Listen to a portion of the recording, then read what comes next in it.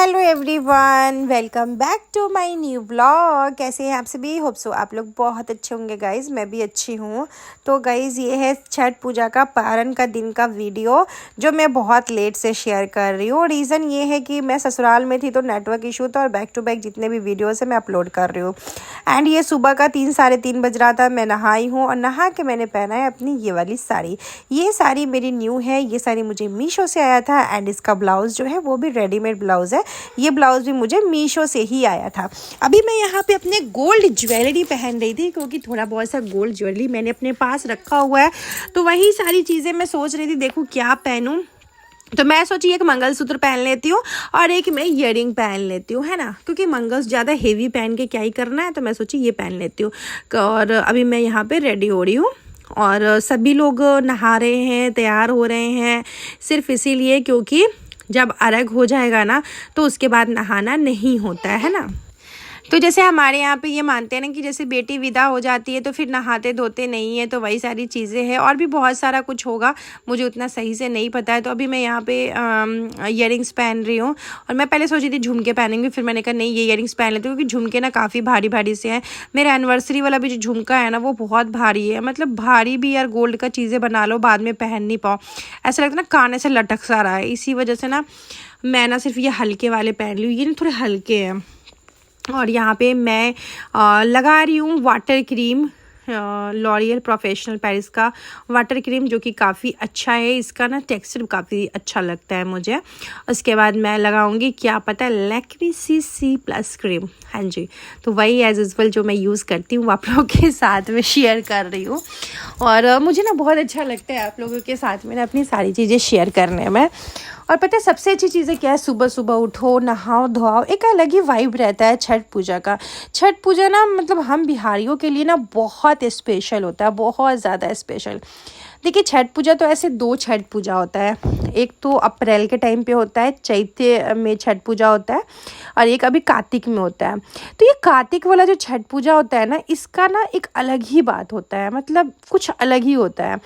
इसमें ना एक एक्साइटमेंट भी अलग होता है। हाँ चैत्र छठ में भी होता है बट उसमें उतना ज़्यादा नहीं होता जितना इसमें अच्छा लगता है, बहुत अच्छा लगता है। अभी मैं बाल सोची थी बांध लूँ, फिर मैंने कहा नहीं हेयर ओपन रखती हूँ और सीधा मांग में इसीलिए की हूँ क्योंकि मुझे लगाना है अभी सिंदूर। जैसे अभी छत पे जाएंगे ना तो पूजा ख़त्म होने के बाद ना सिंदूर लगेगा। तो मैं रेडी वगैरह हो गई थी, उसके बाद यहाँ पे आई तो मेरी जो बड़ी वाली ननद है यहाँ पे डाला को जगा दी थी। उसके बाद दीदी आ गई थी यहाँ पर। मम्मी इस बार अर्घ नहीं दी है, तो यहाँ पे देखिए यहाँ पर दीदी लगा रही है सिंदूर, मैं लगा रही हूँ दीदी को सिंदूर। मतलब बोलने में कभी कुछ इधर उधर सा हो जाता है गाइस। और पता है अभी यहाँ पे मेरी ननद जो कर रही थी ना ये सब चीज़ें मैं देख रही थी क्योंकि मुझे भी तो संभालना है, मुझे भी तो सारी चीज़ें करना है। तो मैं ना कोई भी अगर ऐसी चीज़ें करता है ना तो मैं ध्यान से देखती हूँ कि अच्छा ऐसे कर रही हैं, अच्छा मैं भी करूँगी, जब भी करूँगी तो मैं भी करूँगी। और मुझे तो उतना कुछ आता भी नहीं है, तो मैं वीडियो वगैरह बना के रख ली हूँ।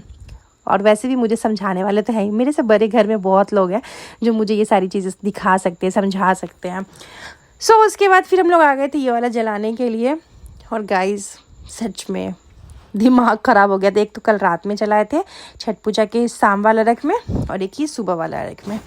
और इतना अच्छा लगता है ना जब पूरा परिवार आपके साथ हो ना, और जब छठ पूजा आप मना रहे हो ना तो बहुत अच्छा लगता है। मैं यहाँ पे थोड़े बहुत से रील बना रही थी और मुन्नी दीदी भी ना डरती है बहुत ज़्यादा पटाखे से। मैं खुद भी बहुत ज़्यादा पटाखे से डरती हूँ, पर बहुत हिम्मत करके यहाँ पे मैंने थोड़ा बहुत सा रील वीडियो शूट की हूँ। अब यहाँ पे सूरज भगवान का इंतज़ार हो रहा है कि सूर्यदेव कब उगेंगे। हम बिहारियों में पता है उगते सूरज को तो सभी लोग पूजा करते हैं पर डूबते हुए सूरज का कोई नहीं करता। पर हम बिहारियों में ये छठ पूजा में ना डूबते सूरज का भी होता है और उगते सूरज का भी होता है।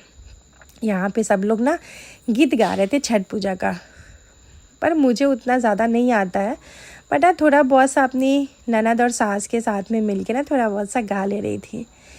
और यहाँ पे अब अर्घ का टाइम हो गया था, सूरज भगवान दर्शन दे दिए थे, तो बस यहाँ पे दीदी ना अर्घ दे रही थी। कितना अच्छा लगता है ना छठ पूजा में। मुझे तो इंतज़ार उस दिन का है जिस दिन मैं खुद छठ पूजा करूँगी और ये सब चीज़ें मैं खुद फील करूँगी। बहुत बेसब्री से इंतज़ार है कि मैं कितनी जल्दी छठ पूजा उठा लूँ। पर मेरी सासू माँ ना मुझे छठ पूजा उठाने नहीं दे रही है, क्योंकि उनकी नज़र में मैं अभी बच्ची हूँ। उनको ऐसा लगता है कि मैं नहीं कर पाऊँगी, इसीलिए वो बोलती है कि जब तक मैं हूँ तब तक मैं करूँगी। लेकिन मैं उनको हर बार ये चीज़ें समझाती हूँ कि नहीं मम्मी, अब ये मुझे संभालने दीजिए, मेरी भी श्रद्धा है कि मैं भी छठ पूजा करूँ। बात बाकी देखते हैं कब हमारी सासू माँ हमें छठ पूजा करने की आज्ञा देती है। बाकी मेरी मर्ज़ी बहुत ज़्यादा है कि मैं छठ पूजा करूँ।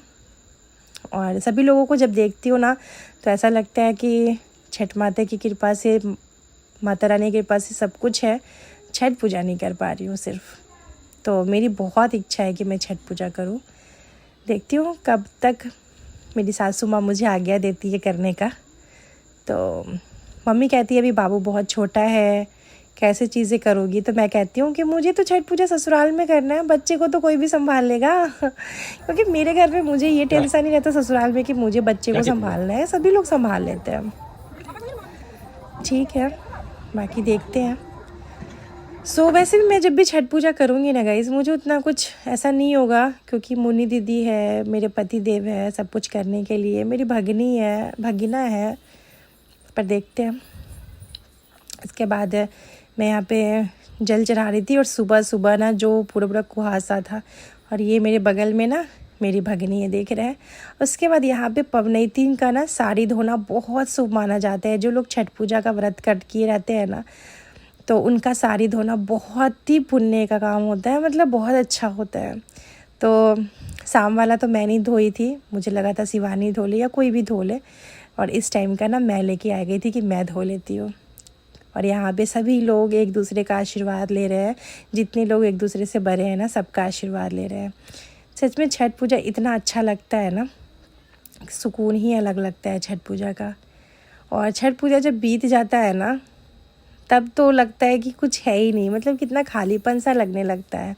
और यहाँ पे मेरी भगिनी लोग को देखिए मेरा भी पैर ऐसे धो के आशीर्वाद ले रही है। कितना अच्छा लगता है ना, घर के बच्चे लोग जब आपको इतना प्यार और इतना रिस्पेक्ट देते हैं ना। ये देखिए मेरे भगिना है और मतलब ये लोग बच्चे जो है ना, मुझे बहुत अच्छा लगता है। ये मतलब घर तो बच्चों से ही शोभता है ना, कि बच्चे खुश रहे। बस मैं ही चाहती हूँ छठ माता से कि छठ माता जैसे मेरे दोनों बच्चों को आशीर्वाद दीजिएगा, साथ साथ में मेरे भगिना भगिनी सभी लोगों को खुश रखिएगा।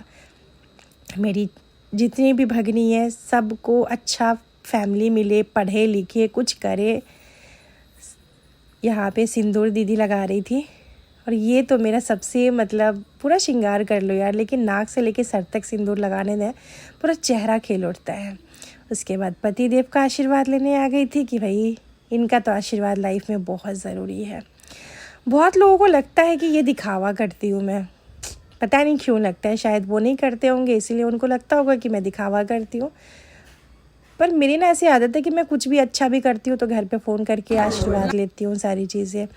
यहाँ पे देखिए, यहाँ पे मैं नीचे आके साड़ी चेंज कर ली थी और मैं पहन ली थी सूट। और ये सूट मेरी बड़ी वाली ननद दी है, बहुत सुंदर सा सूट है। और ये वाला मेरे ना बड़ी वाली ननद दी थी, तो मैंने इसको स्टिच करवाया था। और यहाँ पे मम्मी के साथ थोड़ा बहुत सा मस्ती चल रहा था हम लोगों का, सभी लोग। फिर यहाँ पे मम्मी के साथ कुछ वीडियोस वगैरह हमने शूट किया। और घर में बड़े का भी होना ना बहुत ज़रूरी रहता है। और मेरी सासू माँ का ऐसा है ना कि वो बहुत अच्छी है, मतलब बहुत अच्छी है। कभी कभी ऐसा होता है ना, बहुत लोगों के बातों में वो आ जाती थी पहले, अब नहीं आती। अब तो कोई उनको कुछ बोलता है ना तो अच्छा खासा उसको जवाब दे देती है, लेकिन पहले ना किसी के भी बात में आ जाती थी मेरी सासू माँ।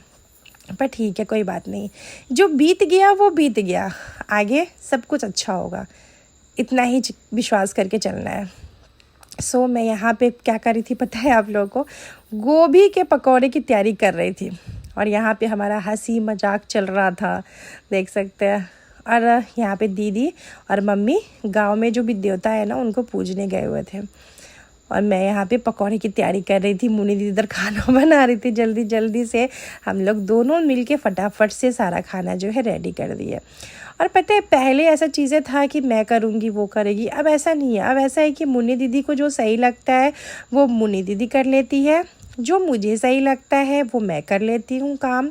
ऐसा नहीं है कि कोई काम है तो वो सोचती है मैं ही करूँ, लेकिन मैं सोचती हूँ कि मैं करूँ, क्योंकि उनको भी थोड़ा सा आराम मिलना चाहिए ना सारी चीज़ों में, क्योंकि इंसान एक ही काम करते करते ना थक सा जाता है।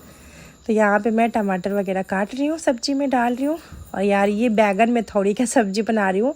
हमारे यहाँ छठ पूजा पारण के दिन ना बैगन मेथौड़ी बनता ही बनता है, लेकिन मुझे नहीं पसंद है मेथौड़ी, बिल्कुल भी नहीं। मेथौड़ी मीन्स जो बड़ी होता है ना, वो नहीं पसंद है। तो उसके बाद मुन्नी दीदी अपना सब्जी बना ही रही थी, सब्जी बना ही ली थी। मैं तो सिर्फ टमाटर काट के सब्जी में रखी थी, बाकी मुन्नी दीदी सब्जी बनाई। उसके बाद फटाफट से मैं पकौड़े छान के मम्मी को और दीदी को देने लगी कि जल्दी जल्दी से आप लोग खा लीजिए गर्मा गर्म।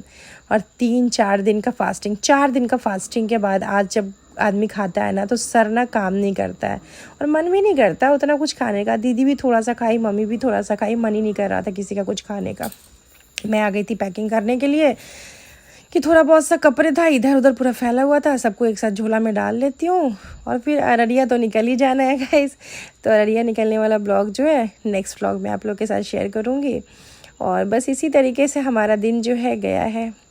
सो चलिए इसी के साथ ब्लॉग को भी एंड करेंगे, आप लोग के साथ मिलेंगे नेक्स्ट ब्लॉग में। इसी के साथ साथ पता है क्या हुआ कि मेरी ना जो भांजी मेरे साथ रहती है ना, उनकी मम्मी आ गई थी, मेरी ननद। हमारे यहाँ पारण के दिन ना बेटियाँ घर में आती है, बड़ा शुभ माना जाता है यार कि पारण के दिन जब बेटी आती है ना, समझो घर में लक्ष्मी आई है। तो यहाँ पे मैं सभी लोगों के लिए पकौड़ा छान के खिला रही थी। और मुझे ये चीज़ें बहुत अच्छा लगता है कि अपने घर में जो भी लोग आए रंग बिरंगे तरीका बनाओ और खिलाओ। उसके बाद फिर मेरा बाबू नहीं खाना खा रहा था, तो मैं उसको खिलाई खाना। इसी के साथ आज का ब्लॉग जो है एंड करते हैं, मिलते हैं नेक्स्ट ब्लॉग में। अगर आज का ब्लॉग थोड़ा सा ही पसंद आया हो एनी रीज़न, तो चैनल पर नहीं होंगे सब्सक्राइब कर लीजिएगा।